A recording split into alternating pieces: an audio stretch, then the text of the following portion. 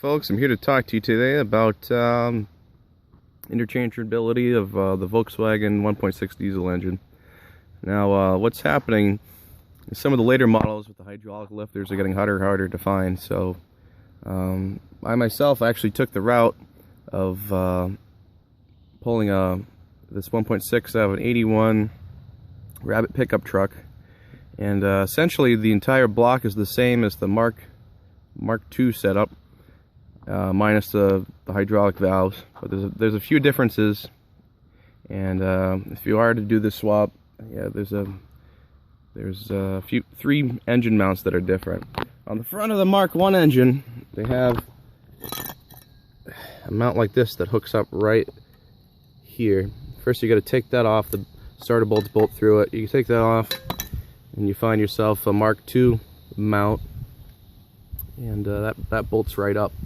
The second issue that I had was the transmission out of the 81 pickup truck. Let's see, as you can see, the 81 shifter linkage is held on by one bolt, and if we look over on this transmission, there's actually 3 holes that connect to the shifter linkage piece that lines up with the motor mount, and that's very important because you need that piece, those 3 holes to mount this piece so you can mount your engine and transmission and the Mk2. And the third thing you'll notice is this third engine mount in the back.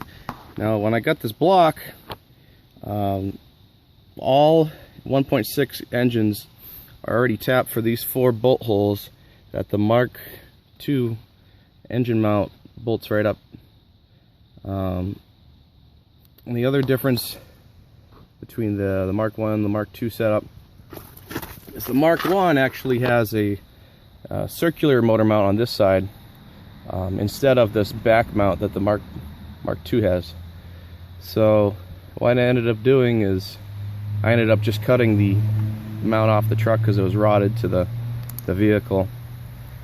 And there's 2 things you can do. You can swap to the Mk2 bracket, injection pump bracket. It's this piece that runs behind here, or you can just cut off this extra piece.